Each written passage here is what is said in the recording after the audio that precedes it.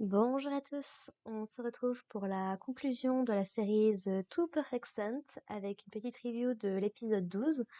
Alors, j'ai rien contre l'épisode en lui-même, quoique, mais on m'ôtera pas l'idée que 12 épisodes de plus, franchement, ça aurait pas fait de mal à la série, quoi. Tout est beaucoup trop rapide. Alors, je suis super contente qu'à la fin, Filia et Oswald y soient heureux et tout, y a pas de problème. Mais c'est juste qu'ils se connaissent pas depuis si longtemps que ça, en fait. Et on n'a pas vu suffisamment d'interactions entre eux pour que personnellement je puisse me dire ah oui, leur amour il est magnifique et tout, c'est fantastique.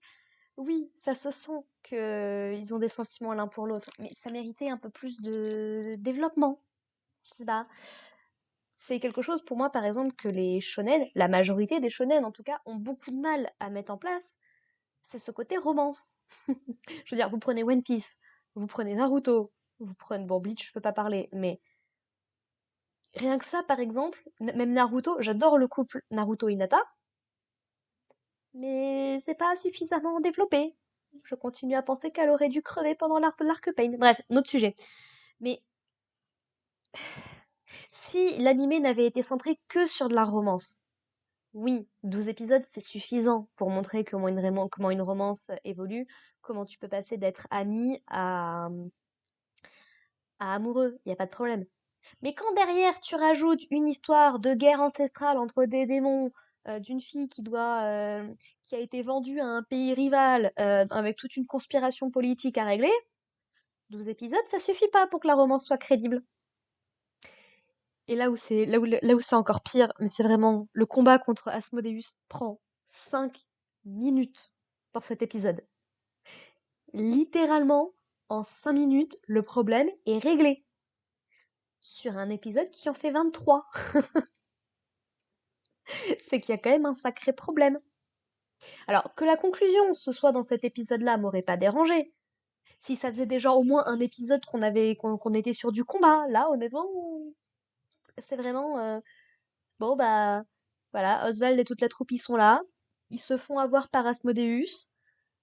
L'âme de Fianna qui est en Filia se réveille, est heureuse de voir qu'elle peut reprendre le flambeau. Elle lui transmet ses pouvoirs et en deux coups de cuillère à peau, c'est bon, c'est réglé. Fianna, elle est face à Asmodeus, quoi. Je veux dire, littéralement, le moment qui a été le plus émotionnel pour moi, c'est le moment de la mort d'Asmodeus. J'avais de la peine pour lui. Parce que oui, c'est un archidémon, il n'y a pas de problème et tout, mais il avait l'air de vraiment l'aimer, la Fianna, quoi. Alors que ce soit réciproque ou pas, ça c'est encore une autre question.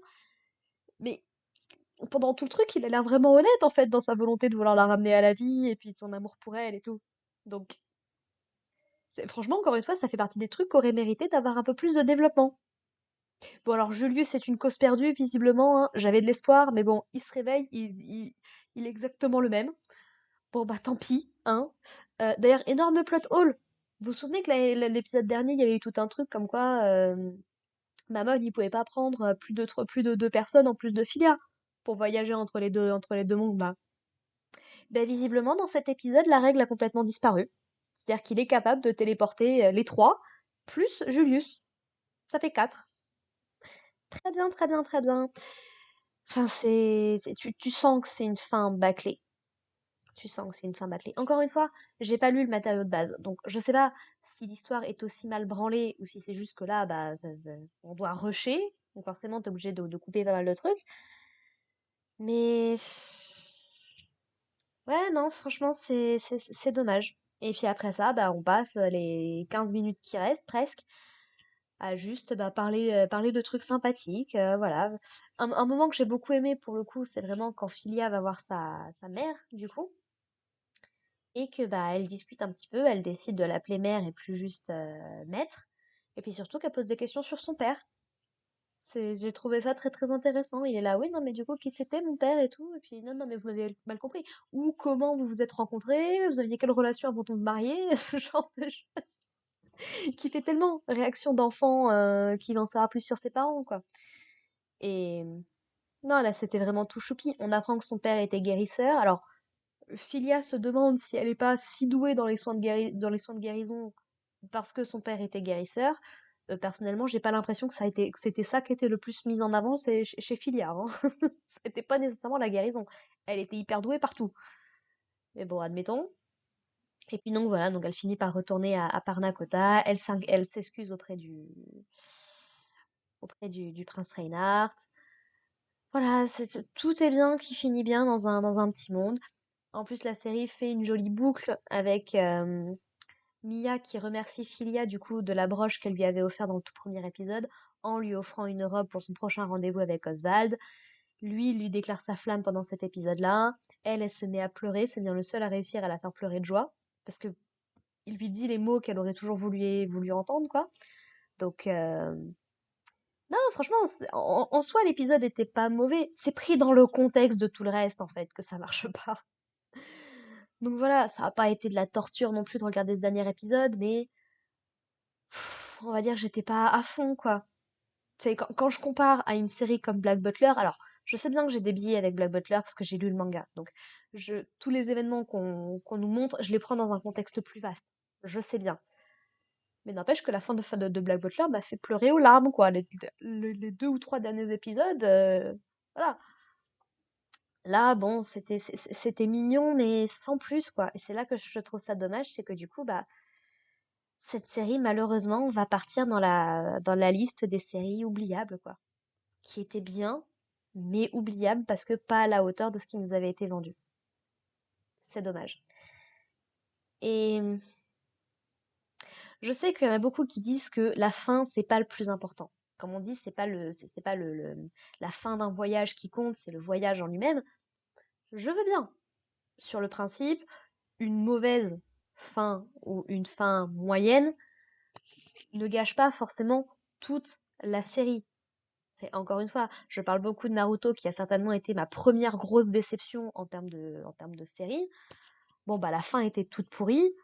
Ah, ça n'empêche pas que quand je revois des passages du début jusqu'à l'arc Pain à peu près, pas tous, hein, mais voilà, je ressens quand même des frissons, j'ai mal au cœur, enfin, je ressens quand même des trucs, mais je trouve ça dommage que des séries pareilles ne soient pas capables d'avoir des fins à la hauteur de l'histoire qu'elles proposent.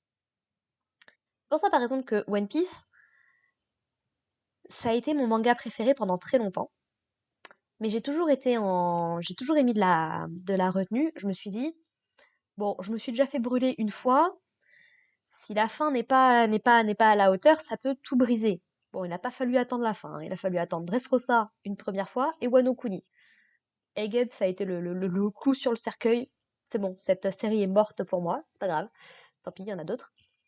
Et voilà, même une série que j'adore. Je veux dire, même une série comme Nanatsu no Taizai, Seven Deadly Sins, ou même encore Eden Zero, qui sont des grosses séries que j'ai beaucoup aimées, bah malheureusement, la fin, elle n'est pas si folle que ça, quoi. Alors, la fin d'Eden Zero, vous pouvez la voir, ma réaction au manga sur la chaîne, si jamais ça vous intéresse. En soi, la fin, je la trouve parfaite. C'est juste tout ce qui amène à la fin, c'est un énorme gâchis. Et alors, Nanatsu no Taizai, je sais pas très très bien ce qui est passé par la tête de Nakaba Suzuki. Je sais bien qu'il préparait les 4 cavaliers de l'Apocalypse, mais il y a des trucs, c'est pas possible. Enfin bref, on va pas parler là-dessus. Donc, voilà. J'ai quand même apprécié The Two Puff Accent. Franchement, la série était plutôt pas mal. Ça manque juste de profondeur, de développement et de temps, en fait, surtout. Donc bon, c'est dommage. Je peux pas faire grand-chose de plus, malheureusement, c'est comme ça. Mais voilà, j'espère que toutes les séries que je suis en train de rattraper ne vont pas avoir des fins aussi catastrophiques, parce que sinon, le moral, ça va être bas, hein. Bon, Your Format, par exemple, j'en attends rien, parce que je sais déjà que la série, elle sait pas où elle va. Donc, la rigueur, bon, ça, c'est pas grave. Bon, Anne Shirley, je pense que comme ça se base sur un truc déjà connu, ça devrait aller. Summer Pocket, en vrai, ça peut aller dans les deux sens, hein. C'est du qui, donc Clanad, R. Nyeh, ça va dépendre de comment c'est foutu. Les émotions, j'ai pas de doute qu'elles vont être là, mais est-ce que ça tiendra le coup jusqu'au bout? Je ne sais pas. Kijingen Tosho, encore une fois, va falloir voir où veut aller la série. Donc bon, on verra bien. Voilà, voilà. Sur ce, bah écoutez, merci de m'avoir écouté. Si jamais ça vous intéresse, je fais des reviews d'autres séries sur la chaîne. Donc n'hésitez pas à aller faire un petit tour. Et puis sinon, bah c'était un plaisir de vous avoir avec moi le temps de couvrir cette série. Sur ce, bah écoutez, portez-vous bien, à la prochaine, et puis bah sinon, bonne continuation.